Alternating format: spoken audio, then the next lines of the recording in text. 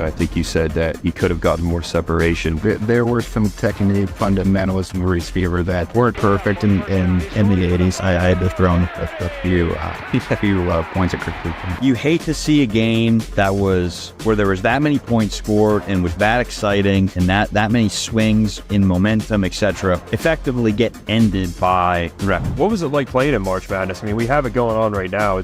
But playing it was amazing. I mean, like, that's kind of your whole goal is to just be a part of that. It's such a special thing where the whole country is tuning in and anything is really possible, you know. When you first started playing football, you know, did you always want to play in college? No, I was growing up. I was a big baseball guy. Loved baseball. And then 8th grade, I remember I got a call from my uncle, Coach Nagel. He's like, hey, I got the job. And I was just like, all right, I'll play football for you. Like the video if you like the video. Ring the notification bells. Have a phenomenal weekend. As always, we'll catch you in the next one. You are listening to the Mark Lesko Podcast, a podcast by diehard fans for fans. It's as honest and as raw as sports talk can be. Thank you for listening to the Mark Lesko Podcast. Hey everybody, this is Greg Garrity. So Anthony Lottie will punt it away from the 41.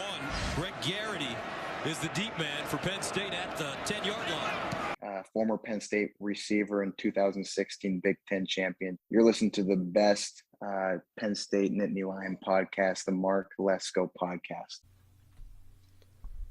All right, everybody.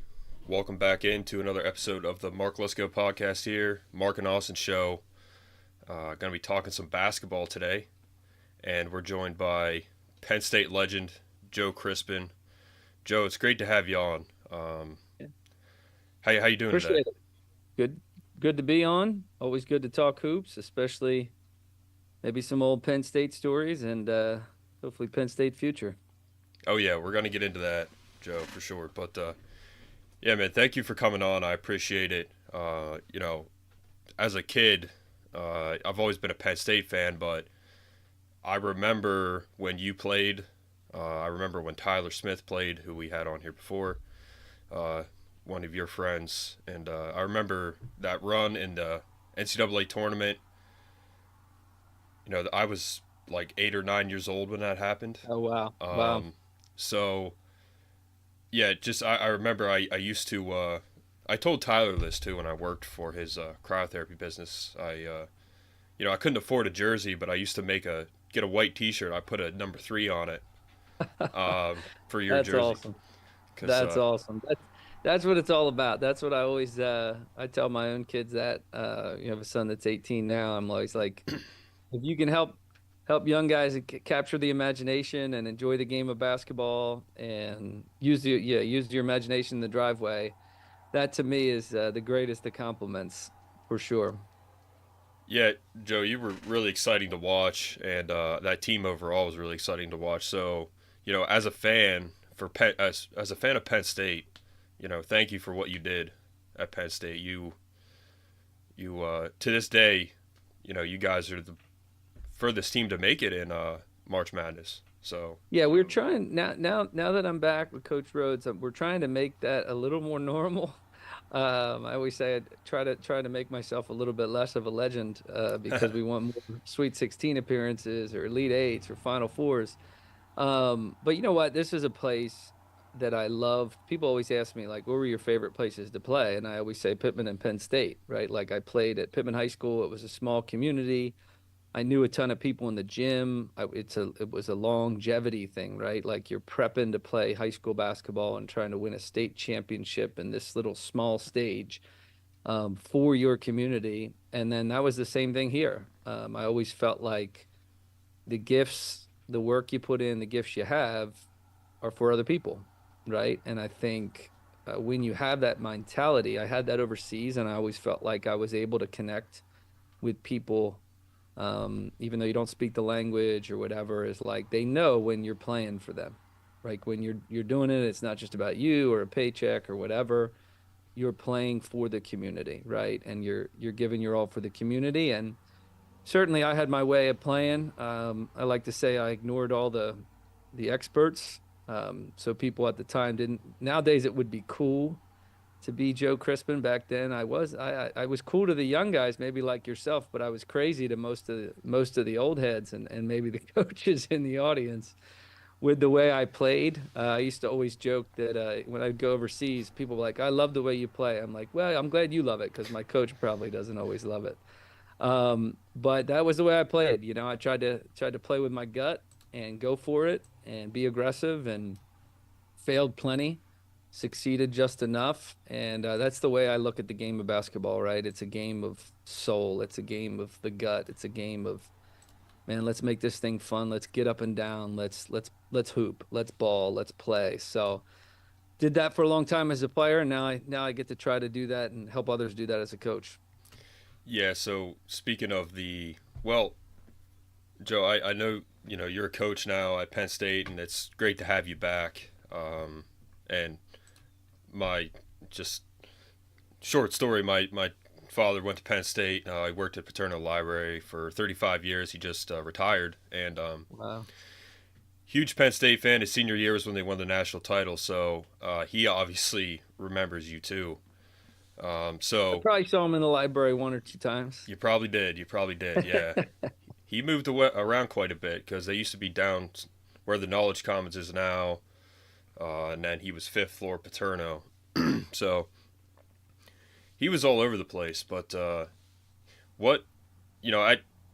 talk about fans like that, and with football, we were always used to success and always having a winning season and postseason play and national titles.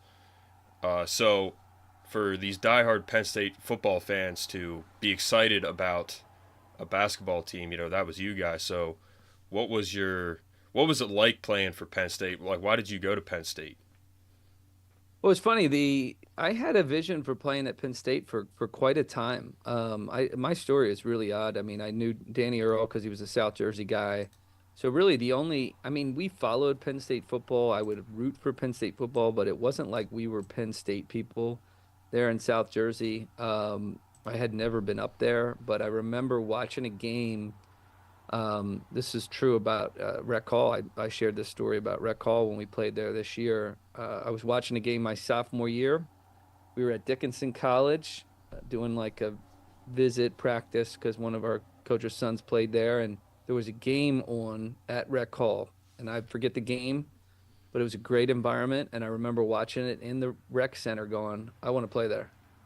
And that was the first genesis, and it kind of came out of nowhere, and then it just faded. It wasn't like I kept thinking about it. I was just focused on getting better. And my senior year, I kind of ignored recruiting. I just was like, we're just going to win, and that's all I cared about. And there was a couple teams that were like mid-majors and Atlantic 10 that were interested, and took a couple visits. And then I took a visit after my senior year, and I didn't know that Bob Hurley Sr. had seen the last game John and I played in the Tournament of Champions. He'd seen a half of it. And he had called Coach Dunn the next day because Coach was recruiting their point guard and said, listen, this kid's the best point guard in the state. You should recruit him. And I didn't know that, but I had just gone on a visit to William & Mary. Loved the coaching staff, but didn't think the players were serious enough about hoops for me. Came back, and this is before cell phones or anything else. My mom picked me up from the airport, and she said, guess who called? And there might have been some rumblings that Penn State was going to call, but she said, guess who called? And I said, Penn State. And she said, yeah. I said, yeah, that's where I'm going. Wow. Sure enough, within 2 weeks, I took an unofficial, walked across campus, ate a double cheeseburger at McDonald's, looked at the Jordan Center, and said, yep, I'm in. That was it. It was like, this is where I belong. This is home for me. And I was the last scholarship. And people would have said, I mean, my own dad was like, I don't know if you can play here. He was a high school coach. He was hilarious. And I was like, what are you talking about? Like, of course I'm going to play here. I'm going to light this place up. That was the way I thought at age, I think I was only 17 at the time. And I just knew, like, this is the place. And I think part of the attraction was, like, they were okay at the time. They had a down year that year before, but the year before that, they were good. It's the Big Ten. It's a new thing. They weren't that good, right? We weren't that good. Yeah. I like that, right? When we talk about, like, program kind of people, there's some guys who don't want to pour concrete, right? They don't want to build the foundation or even the beginnings of the first floor, framing out the walls and those kind of things. There are people who want to renovate houses. There's people who want to build houses. There's people who want to just live in a nice house, right? That's what I said. And I'm one of those guys that doesn't matter what house I move into, I'm going to renovate it and redo it. And I'm a foundation guy. Like I want to make something great, right? Put an imprint on it. So I think I was attracted to that precisely for the reason that we didn't have a ton of banners in the rafters. And I was like, no, I want to get something going here. Right. And, when I got done, people thought I had done something and I was like, man, no, I wanted to do more. So that's a big reason why I always wanted to come back and why I jumped at the chance to come with Coach Rhodes is because I felt like, well, there was more to be done 20 some years ago. So now it's time to get rolling on that and to make a lot of those things happen. Yeah, that's definitely a good mindset to have, Joe.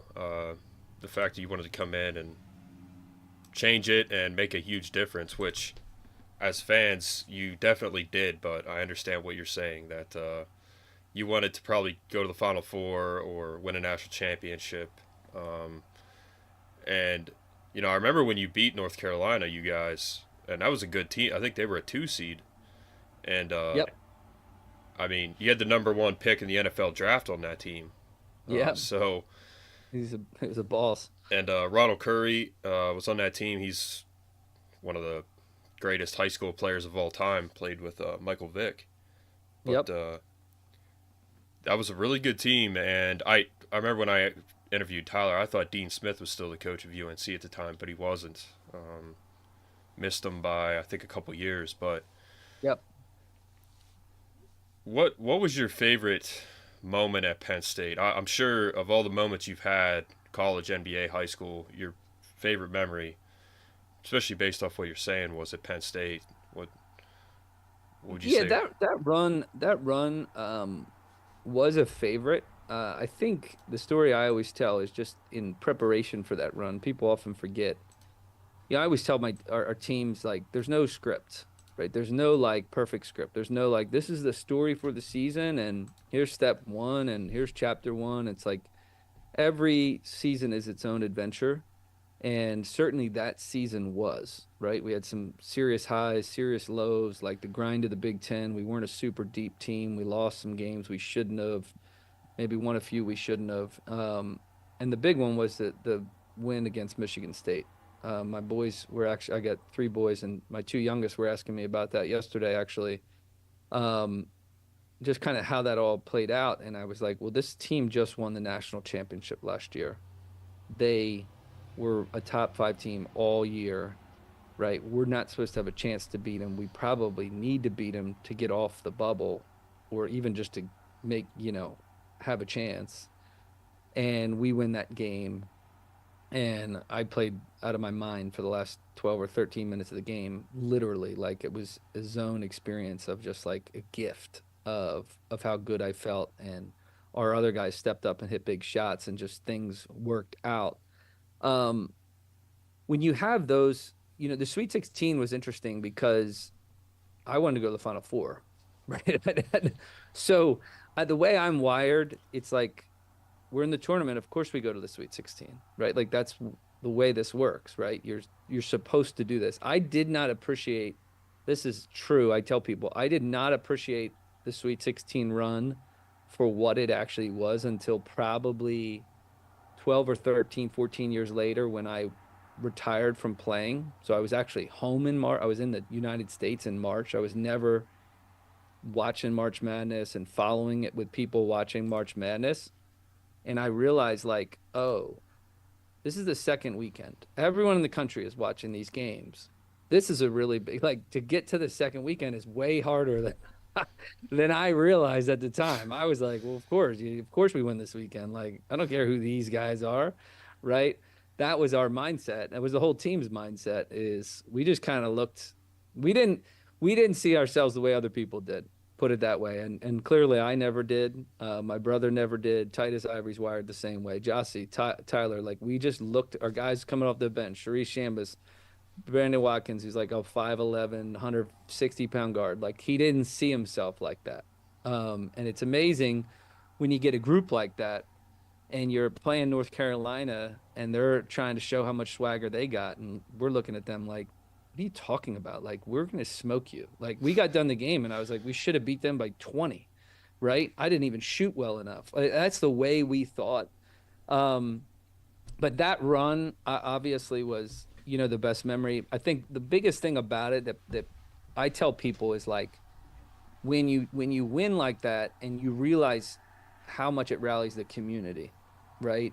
That's what my vision always was. I articulate it now as a coach. I did it as a pro. It was like my vision was this is for others to be excited about, right? So I love hearing stories of like guys I'm working with now who are like, man, I almost got in trouble for riding on the streets in Beaver Canyon. It's like, yeah, that's fun. We love that. Where you come home and people are excited and pep rallies, and then more people are coming down to Georgia and they're like traveling for this thing. You're like, that's a taste. That's what we always wanted. And I think that's where the real joy is realizing like this brought excitement and enthusiasm to everyone. Because that's, it's not just about winning for us in this little cocoon. It's for the whole community. Yeah, that's. Yeah, I feel like that's awesome. I feel like that's really good for the Penn State community too, because everybody's so tight knit with athletics in general, including basketball. Obviously, up and down seasons in the past 10 years. But one thing I will say is the students usually always turned out in force for a lot of those ball games. Another question too. I don't know if we talked about it. What got you into basketball, like out of the gate, like your first experience with basketball ever as a kid? Yeah, my dad was a high school coach. My grandfather was a junior college coach. My uncle, pretty soon after, when I was young, was another high school coach. My dad was actually, when I was young, my dad was actually coaching one of my uncles at his local high school, his former high school. My dad was a young high school coach. So like, we loved basketball. Was number one in the Crispin house. My grandfather played at Temple in the 50s with the Final Four team. My dad was a really good player, played football at Villanova, but probably could have played basketball. So like basketball, we just love sports in our house. Like I just grew up loving sports, and then my brother and I come along, and my parents were young. So we were just playing. We were always playing. My dad was playing with us. We're playing in the kitchen. We're playing in the backyard. We're playing something. And then I would live at the high school gym, right? My brother and I would come to practice, and we were ball boys from the moment we could walk. So we were really examples of just like organic. My dad would play in men's leagues. He'd play in, stuff like he was still hooping when we were young. So basketball was just in the blood, so to speak. It was just the air we breathed. And I took a quick liking to it, of course. I think it was just kind of inevitable, just being surrounded with it. But back then it was more organic. It wasn't like, I have all these leagues for kids that I started back in Jersey and all this other stuff. Back then it was like, I didn't start playing any sort of organized ball until I was in third grade. Then it was like only semi-organized little in-house stuff. I didn't play in a league till I think I was in fifth grade. Didn't have any summer leagues. It was just, you just played, man. You just go to the park and you play, and you go to another park and play with some old guys at the local gym. And I loved that growing up as a kid. A lot of kids lack that. It's disappeared today, frankly. And that's where I learned to love the game. It was just playing the game. And then naturally you go to camps and you start learning some things and refining some things and getting to work on your game. But for me, basketball was just it, and I love playing baseball. I played football. I played soccer. I did all this other stuff, but it always came back to basketball for us. And I knew that was like, when you had the neighborhood kids, everyone kind of had their different sports they were better at. And I always wanted to excel at everything, but it was just common knowledge that like, well, I'm going to be better than all of you at basketball for sure. So that's how John and I grew up. That's awesome. And I think you make a good point too. A lot of that kind of organic community growth through athletics has kind of gone away a little bit, especially now, especially when you get into the higher levels with kind of what's going on with collegiate sports now as well. It's not even remotely close to being the same. Definitely some challenges there, some positives too. you can acknowledge as well, but definitely a different landscape. Mark, you want to jump in there? Yeah, Joe, I appreciate the fact that you talked about the community so much because, like I mentioned at the beginning, I was part of that community, and you know, we had like Penn State has obviously a huge loyal fan base, largest living alumni in the world. So if the basketball team were to, and I think it's inevitable at this point with everything that Coach Rhodes is doing and you being there and all the great players they have coming in, it's unbelievable. Coach Rhodes is like Franklin when it comes to recruiting. I mean, he's getting a ton of good, highly ranked guys. So if you guys, when you guys make a run, that fan base is going to be there, and we're going to be watching for sure. So I think in my opinion, it's inevitable at this point. But Joe, we could probably get into your NBA career if there's nothing else you want to say about your Penn State career as a player. I think to your point, like with the community, this is true for a lot of schools, but I tell our recruits all the time when we do, presentations or we're talking to people, is like, even though this is a big place and it's a big brand, it's still a small town. It still operates like a small town. And there's a lot of places like that. I think sometimes though, it's easy to lose sight of that and kind of forget that as you venture into the big thing. It doesn't matter how big it gets. It still is like that, right? I played overseas and I think that's a good thing, right? I think the context for sports is community, right? Without community, like what is it, right? That's what it is. You're forming community by playing with and against each other. You're building community by representing someone with the name across the chest. Like that's why we're here, right? It's why we exist. But I think, having played overseas, that's the way it works, right? In our professional sports world, it's all big cities, more or less. It's city teams for big markets and TV markets and more fans to be able to get to games, etc. When you go overseas, you have smaller communities that have big teams, right? That develop big brands, and then compete against the big schools, right? The big city, whatever. And the interesting thing about college athletics, even though we're becoming increasingly professionalized, is we're still small town community based, right? And so you could be a big thing in a small community. And I think it's easy to lose sight of that. But I think when you can connect coaches and players to that mission, it's just more enjoyable, right? And people know it, even if it's not a long stay, right? It's like, it's okay. Even if you can't have a 4-year stay, it's like overseas. If you only have a 1 or 2 year contract, that doesn't mean you can't connect with that community. You can. You just need to realize that's the reason why you're here.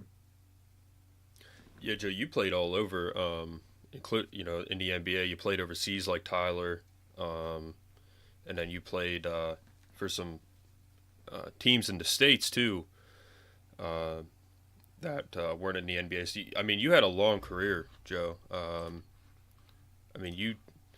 You started in 2001. You played all the way up until 2012. So, you have a ton of experience past college, and we think of great basketball players at Penn State like the Taylor Battles, and then on the women's side like the Kelly Mazzanis. When I was there, Maggie Lucas. You played a long time, and I always liked, because I remember when you played in the NBA too, and the fact that there was a Penn State guy that, your NBA highlights, Joe, you shot a 3 like it was nothing. You probably had your eyes closed. You were just draining them. I tell people all the time, the NBA was the easiest place I ever played offense. And it's the truth. At the time there were like 2 or 3 teams, and that's where like I did miss the window a little bit, because people always like, you'd be great in the NBA now. And I'm like, yeah, but there's dudes now, they're guarding the perimeter at 7'3". And back then, those same guys were sitting in the lane, and I'd come off a screen wide open, and I was like, this is a joke. Like, I could do this all day. But very few coaches understood how to use that skill. That was my reality. So, Scott Skiles did, And then he left, and then I have the coach Frank Johnson who came in who didn't want to shoot as many threes, which was stupid. I mean, there's no getting around it. It was stupid. I was shooting like 42, 43% from three. But then to your point about traveling the world and just getting opportunities, I always tell people I wanted to play in the NBA for 12 years. I wanted to be Steve Nash, but shooting more threes, actually. That's how I wanted to play the game and change the game. Didn't get that chance, but I did get a chance to learn basketball in such a variety of settings that has led to me to have more stories and just more understanding of the game than I would have if I had just gotten what I wanted, right? So I am really thankful for my experience and, traveling some different places, living in some different communities. I had two of my kids were born overseas.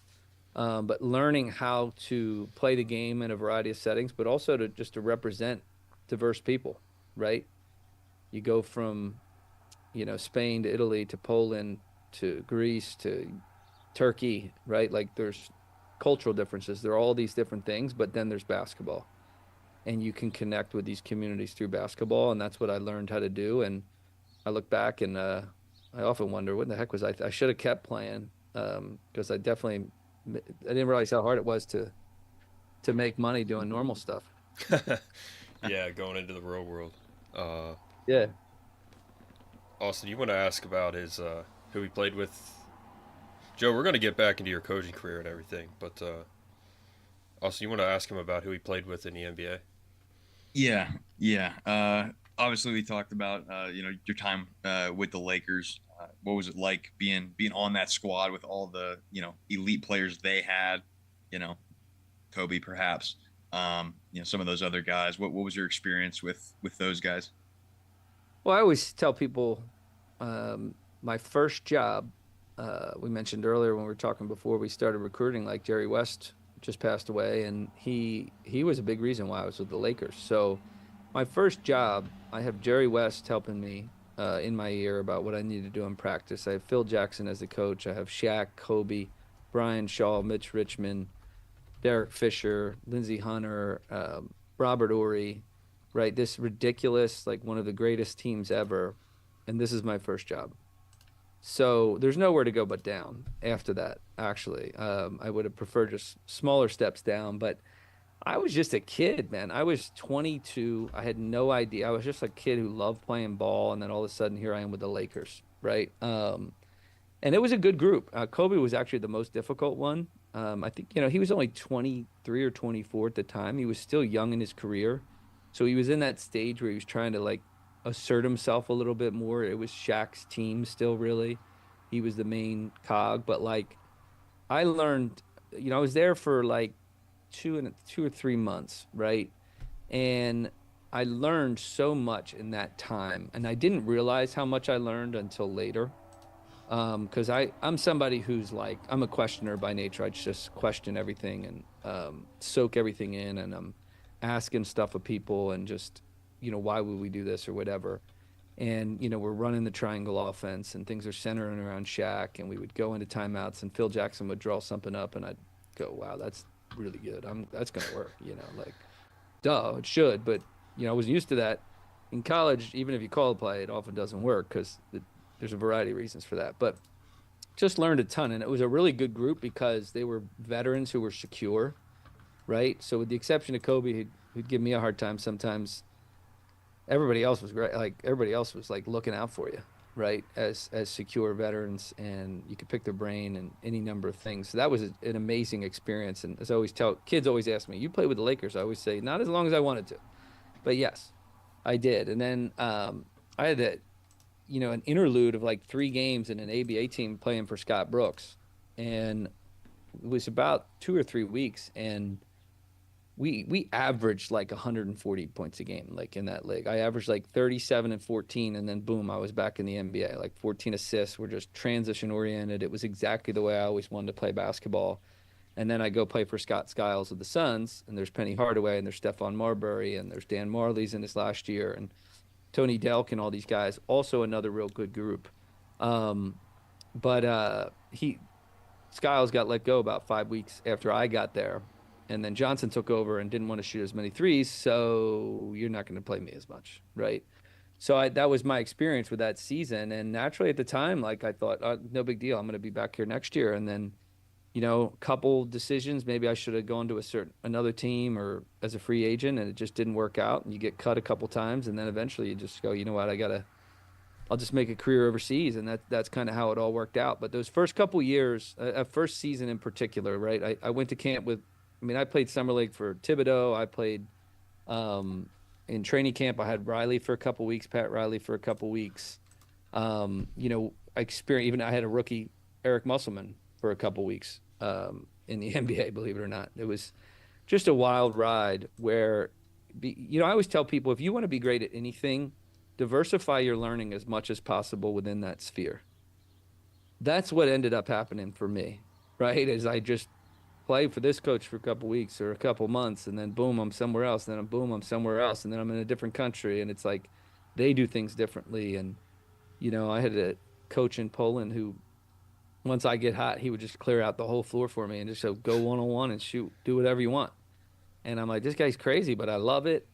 And then I've had the next month, 6 months later, or 4 months later, I'm playing for somebody else. So my career is a wild ride. It was also like a matter of survival, right? You're just trying to survive in the basketball world and provide for your family eventually, as we had kids and we're moving all over the place. But in the midst of that, boy, did I learn a lot, and I met a lot of people and certainly enjoyed it. Yeah, that's fantastic. Yeah, and clearly the Lakers didn't need me to win their third championship. They released me. Maybe there were some luxury tax issues that even with my little paltry salary, but they were right. They didn't need me because they did win it that year. They had a pretty okay roster as you rattled off. They had some pretty okay players. They did. Yeah, Joe. I mean, so I do remember when you played for the Suns, and were you one-on-one with Michael Jordan? You guys, I know you played. Yeah, I actually have a picture somewhere in my house. I think we got to rehang it because we're moving stuff around, but of me guarding Jordan. Wow. So my joke was, he was like 0 for 1 against me, I think. And it was, all he did was just a turnaround jumper, and he just missed it because there wasn't much I could do to get that. But I have one picture in my house a friend of mine took when he was at the game, and we were switching guard to guard, so obviously they're going to use my man to screen Jordan's man and then put me on him. And he went baseline. I think I fouled him a little bit, and ball went out of bounds, and I remember saying or whispering to somebody, "That's right, I get that call." Right. But then he ended up hitting the game winner on us later that game, and the game before he had 41, and he had a game winner. I played against him in Stockton, which to me were like we played 2 games against each. Like, to me, those were like, wow, that's a big deal. Other people, like, I'm like, man, I'm just going at people. That's the way I was wired. It was like, it's Kobe. I don't give a rip about Kobe. Like, I would have played against him in high school. Like, I'm going. That's what's hard for people to understand. Context is like, I don't give a rip about. Like, I respected the heck out of Kobe, but he's a year older than me. I'm going at this guy, right? Like, that's the way I thought. The moment you lose that, you can't compete. Now, on the other hand, though, Jordan, Stockton, it was like, whoa, like these guys, they were like 40, 41 years old at the time. And I'm like, these guys are legends. All right. I was a little young child watching these guys.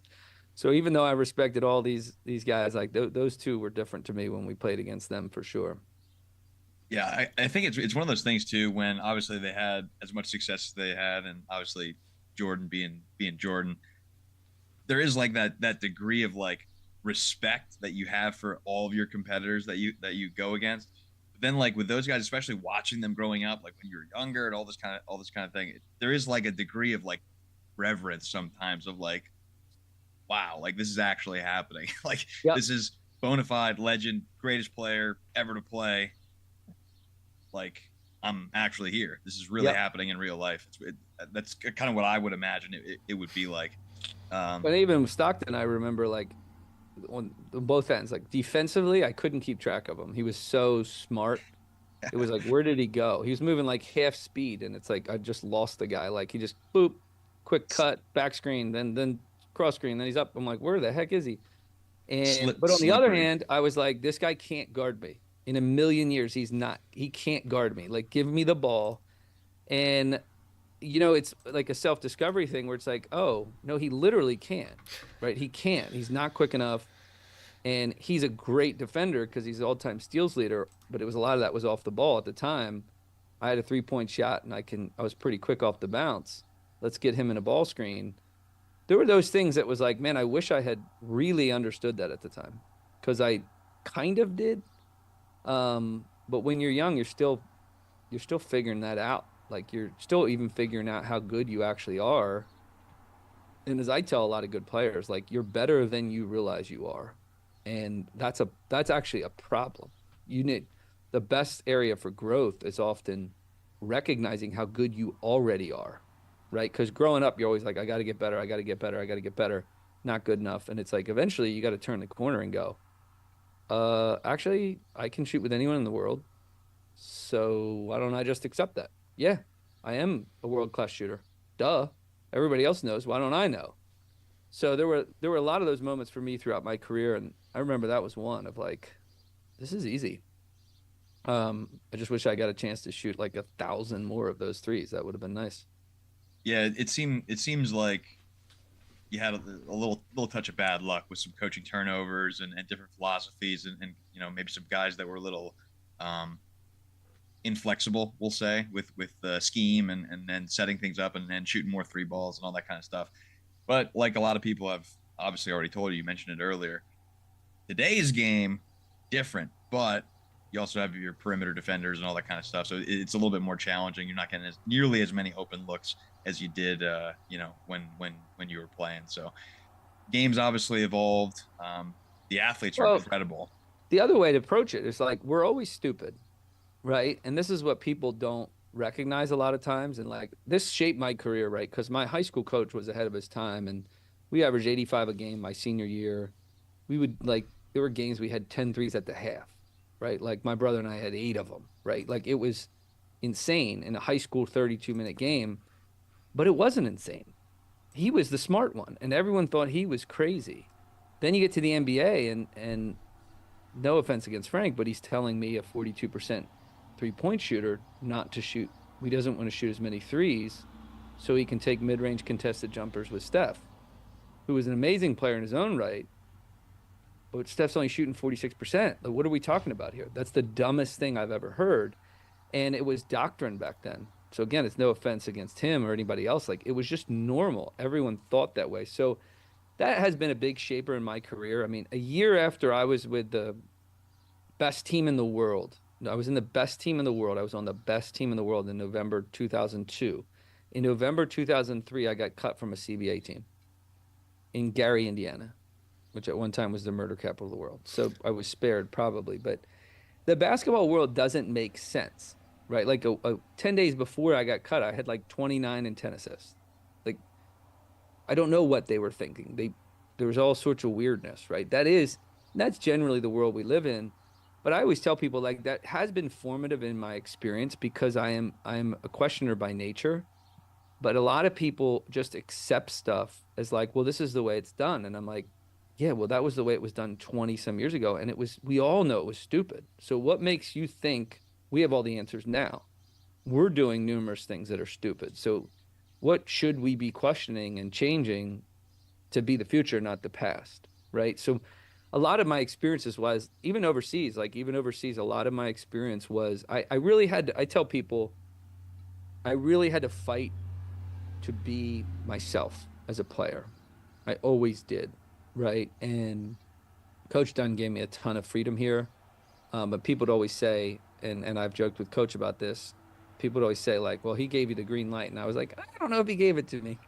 I think I just took it. I just took it and I ripped it down, and I took out the red light, and I took out, maybe I sometimes had the yellow light. It was just only green. It was like, that was me saying, no, I'm going to shoot fadeaways. I'm going to shoot deep threes. This is just the way I do things. I'm always fighting for what I can be great at. So that has been formative in my experience. And it's probably why I coach a little differently and think a little differently in general, was like, I was always having to fight to do what I was great at. really anywhere in the world. There were a handful of coaches who understood it, and most of them didn't, and I just had to keep plugging along. Yeah, I think, and kind of getting into a little bit of the coaching side now, I think that has a lot of value on a staff and for a program, because the way I look at it, and this isn't exclusive to basketball, so it kind of innervates all sports. If you're so locked into, well, this is the status quo of how we do things, and there's no outside thoughts, creativity comes down, and in my opinion, predictability goes way up, because right. What everyone's doing. This is the status quo. This is the roadmap. It makes you easier to defend in any sport. So my other presumption would be a little bit out of the box thinking, maybe a little bit more creativity, a little bit more free flowing. Like, hey, I kind of want you to be yourself and maximize your own talents of what you're best at. That's probably fun for players too, which I think has a lot of value, especially with recruiting and all these types of things in college. What are your thoughts on that kind of stuff? Yeah, I've always said, like, when my last like 5 to 6 years of my professional career, I was really preparing to coach. I knew that I was going to coach, and I was being very purposeful about it, reading and writing stuff and just really questioning things to an even greater degree. And I always felt like the golden rule in coaching is just coach the way you wanted to be coached, which for me was like, hey, here's an idea. Give me some things you need me to do, and then sit your butt down and just let me play, and I'm going to win for you. And as I got older, that really was true. It was like, you're hiring me to win for you. I'm good at this. You might not work exactly the way you think, but trust me, it'll work. That's why I'm here. You're paying me good money. Just let me win. So I have taken that and applied that to everything. I think the difference, though, too, is because I've been everywhere. It's really hard to teach or to do something or even approve of something, right, as a coach, if you haven't done it. So, if you haven't done it yourself or haven't like taught it at some level, right, even if it's a 8th grade team and you pressed all the time or whatever, you've experienced it in that regard. You coached it. The cool thing for me, and this is why I'm not like overly attached to, I'm attached to scoring a lot. That's about it, right? How that works itself out or how we do it, I'm not really attached to like one thing. There's principles to me. I wrote a book called Offense Wins, that are like principles for just offense, no matter what you want to do. And I think there's a lot of wiggle room in that, because in my experience, like I remember after I got cut from that one CBA team, I went to another CBA team in Rockford, Illinois, and we were like the system, like pressing. And the last game I played in Idaho, the final score was 150 to 147 or something. And I had 24 points and 27 assists in the game. And I go back, and I get on a flight to go to Greece to make a lot more money and to play for a better team. And I show up to Greece, and they're calling plays all the time. So I just went from, the Heat, or no, the Warriors. I did a touring team in China. Then I went to the Warriors, and then I went to this Rockford team. Then I went, or the Gary team, then the Rockford team. Boom, I'm in Greece. EuroLeague team. And I'm flying around in transition thinking it's half speed, and they're looking at me like, yo, slow down. And I'm like, oh, okay. I can slow down a little bit, but you're going to use me in this transition thing too, because I'm pretty good at it, and you'll figure that out, right? But I had to find my way in that. So, and I had to make sure we won enough and got at least some money from these Greek guys who were always late and hiding in back rooms with cash and all sorts of other stories I got. But the point is, like, there's different ways of doing things, right? And, then I think that summer I went and played for Thibodeau, who still coaches the way he always coached, like mismatch, 2-man game, get the matchup you want, attack it like this, let's go. Keep it super simple on offense. You better play your tail off on defense. Boom, we're doing that for 2 weeks. And then now I'm in Italy playing for another coach who's totally of a different mindset. And now I got to navigate that. So for me, that was just really formative from an educational standpoint and a coaching standpoint of like, No, I know what I want to do, but it's not like it has to be done exactly the way I want. And I think players like that. They like having just, I call it just wider boundaries, so to speak. Like, it doesn't mean there's no boundaries. There's always boundaries. But they're a lot wider than coaches make it out to be. And I think a lot of times as coaches, it's easy to get stuck in what I call it like the matrix, right? You're stuck in the matrix. This is the way to do things. This is the way you play. This is the way you play offense. This is the way you. What if it's not? And that's just kind of where I live, and I question my own stuff plenty as a coach, but I think that makes me better, and hopefully makes the people around me better, and ultimately make our team better here now and in the future. Yeah, I looked up your winning record at Rowan, Joe, and you started your coaching career in 2014, and I actually listened to an episode recently on Steve Jones. It was your brother. He was talking about you, and he said that it wasn't that you didn't get a fair shake. You were just ahead of your time, like you spoke about in terms of shooting the three ball and playing ball from the perimeter. And it's crazy to think about that was something that was ahead of time at your when you played, and you're definitely a pioneer of that type of play. But he also said, I've from what I read, just like you just said, Joe, you were preparing to be a coach, and you started in 2014, and your record, I just had it up. I'm sure you remember, but it was 114 and 54. I did the math. It's actually a better winning percentage than Joe Paterno, so that's pretty cool. I got more chances. We got more games.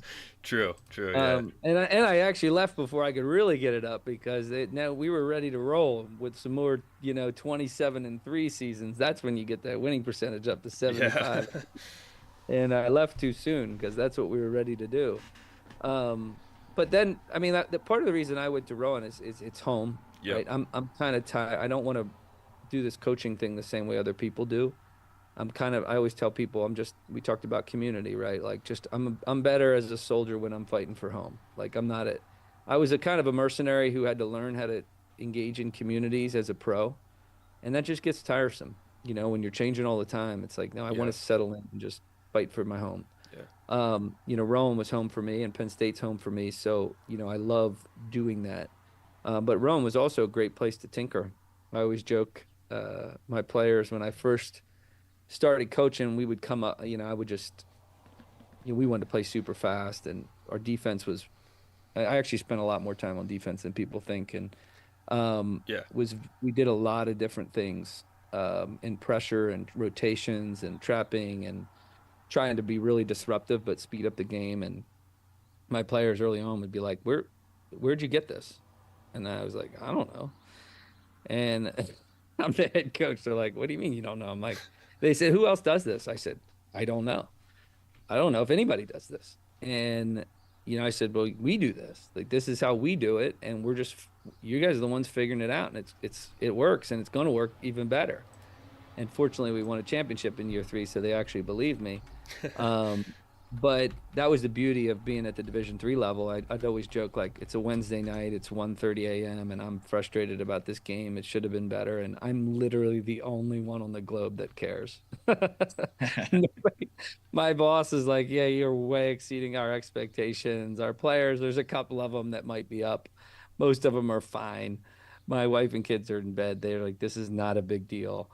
But it was to me. Right. So it's a great place to learn. It's a great place to experiment. And fortunately, we were able to have a lot of success and score a lot of points, which is always yeah. Like, hey, that's what I've always been known for. I might as well keep that up. Yeah, that was definitely your thing, Joe. Scoring points and shooting the three ball and everything like that. You're an offensive guy. And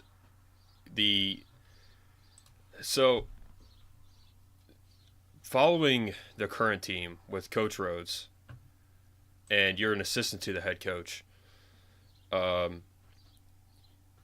he was okay with you speaking your mind and calling things out that you don't agree with.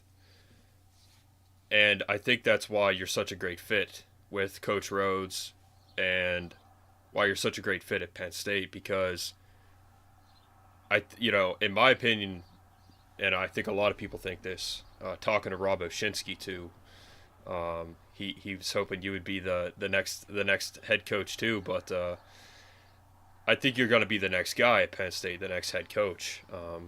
I hope it works out with Coach Rhodes, and it definitely seems to be going that way. But you came back to Penn State. Not only are you at home again, but you're with Coach Rhodes. You're pretty much his right hand man.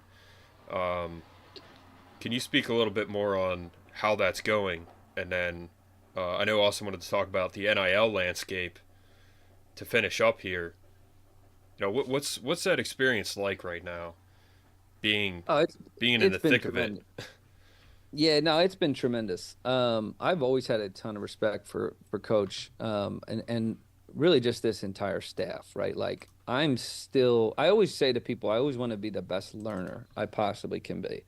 I want to be the quickest learner and the best learner. I want to soak everything in. And when you're surrounded with people you can learn so much from, like that's the environment I want to be in. So it's like, that's Coach number one, right? Because he's a great head coach. He's secure. He's strong in what he believes. He empowers other people, right? Like there's not many people like that, right? He is special. And a lot of people don't know this, but I first met him when I was in high school. Actually, he was speaking at Susquehanna after being a D3 All-American, national champion, and John and I were the demonstrators, and that was when I first met him, and I immediately was like, "Yo, I want to be like this guy," right? I've literally looked up to him in that regard since then, right? I've shared that with him, and then I'd see him now and again, and saw him a couple years ago when he was at VCU, and he came to some games we were playing down at Macon.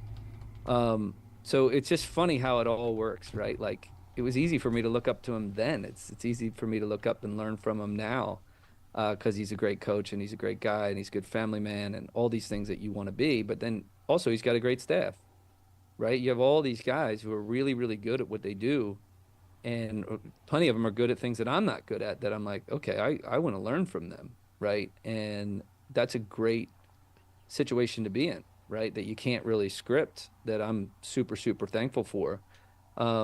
So to be able to work, under him and with just a great staff that have more coaching experience than I do, right? Because I was playing so long, I'm into this game a little bit later.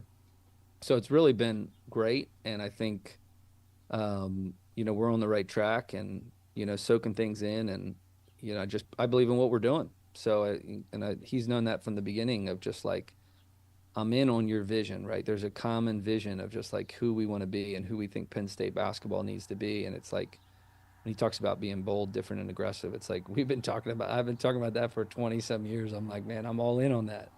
Right. So it's like, you tell me what you need and I'm in. And then of course, when he said, I want you to focus on offense, I'm like, well, that's not real hard to talk me into that. Nobody's had a hard time talking me into that. And, working with him also has been great, because like he'll challenge me on stuff that I wasn't necessarily good at, that I kind of wanted to be better at from a coaching perspective, even just offensively, of like, well, what are we going to call that? Or how are we going to teach that? And I'm like, okay, it refines my thinking.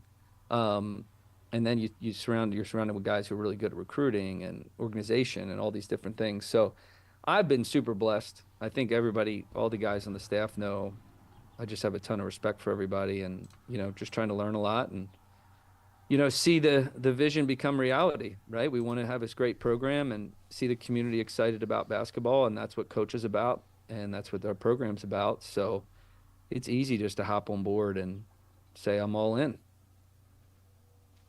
So yeah, obviously, one if I can, one quick follow up on that one. It does seem to me in the last couple of years, since Pat Kraft has got here as the AD, that kind of a lot more alignment has been funneled into football, also basketball, kind of everywhere, because he's a competitive guy. He was a former athlete, super competitive guy in his own right. How is that kind of top down support been? Is my perception from the outside accurate? Yes, refreshing. I've seen it all the way through.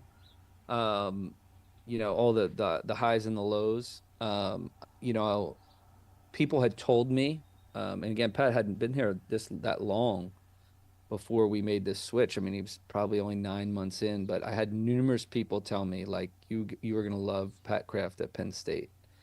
And I had a 7-minute conversation with him, probably 10-minute conversation with him right after Coach and I talked about me coming back as on his staff. And I was like, okay, I'm all in, right? And it's like, it only took him like 5 minutes. Like 2 minutes in, I'm like, okay, everyone telling me this is true. And then you meet Neely and you're like, oh, she loves basketball. And you're like, they have a vision, right? They have a vision. There's a commonality of vision. And Coach saw that. And it doesn't mean there won't be bumps in the road, but it's just really easy to hop on board. And that's why I'm just super thankful because, I've always said that when I always say like, because I'm a Penn State basketball guy, like I can kind of trash on our own program, right? And be honest, like I've lived it.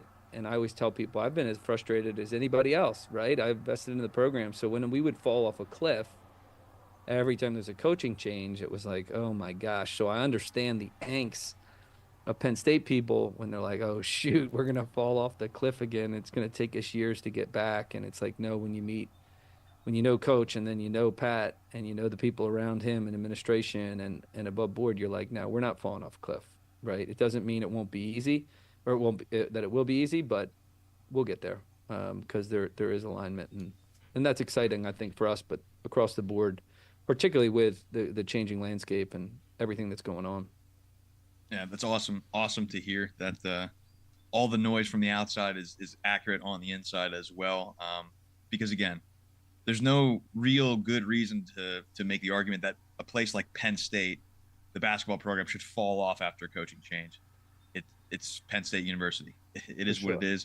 You went here. We all went here. We know how special this place is. So I'm happy to hear all that. And I do presume that we're going to have quite a bit more success in that basketball program. I believe it. Joe, one last question for you. Bit of a curveball. Then we'll cut this isn't live, so I'm going to be editing this a little bit, cutting it up. What are your thoughts on Caitlin Clark and what she's doing for basketball right now? Well, I have a daughter who's 16 who likes to shoot from 27 feet. So I think she's been tremendous, right? I think that, like you said, like she captures people's imagination, right? I think she captures young girls' imagination too, of like, I can do that. I think that's an underestimated thing, right? And it's a lot of people make it out to be a racial thing, and I think that's understandable but wrong. I think it's a special skill set thing as much as anything, right? Is when these kids or adults see someone shooting from 28, 29 feet, right? It captures your imagination in a way that's like, wow, that's unique. That's different. Can I do that? That's the same thing with Steph Curry, right? Is that's a different thing to the game that people are like, I might be able to do that even if I'm a 5'6" high school guard, right? I'm going to work on that and get you interested in basketball maybe in a way that didn't have you interested before when, you can't relate to the 6'5" girl inside who's just making layups. That's not most people, right? So even though she's a 6-foot guard who's plenty big, right? She's a guard, right? And there's more people who are going to copy her and be interested in basketball and try to copy that skill set. I think it's just great for the game in general and certainly good for the women's game, which, like I said, is personal to me because I have a daughter who loves the game. Naturally, people always need talking points. It's the danger. I always tell my brother as a broadcaster, you're paid to talk. That's dangerous. So they're always going to come up with some controversial things about it. But I think in general, it's been good and it'll continue to be good for the game. Yeah, and I've enjoyed watching her play. We've tuned in way more to women's basketball because of her. That's for sure. Yeah, absolutely. Yeah, I think she's one of the most. It's crazy to think, coming from college women's basketball into the WNBA. I think she's one of the most electrifying athletes we've seen in any sport. I mean, the viewership for the WNBA draft was, I think, 3 times the NBA Finals, game 1. Yeah. So that's insane. That Yep. it's getting that much attention. Yeah, and it's good. It's cool. But that'll be Penn State basketball here soon. Absolutely. With your addition, Joe. So, Joe, we'll hop off here. I'm gonna stop the recording, and then we'll talk to you a little bit. But Joe, also, if you don't have anything else, thank you for coming on, Joe. It was great to talk to you. Thank you for everything you did for Penn State basketball and everything you continue to do. Austin and I are definitely looking forward to watching you guys have a ton of success and being a football and basketball school like some of the other schools in America. So my pleasure. I'm hoping it's just the start. That's what we say around here. Coach and I say it all the time. Like, it's just getting going, just the start. Very exciting stuff. All right, Joe. Thanks again. Thank you, guys.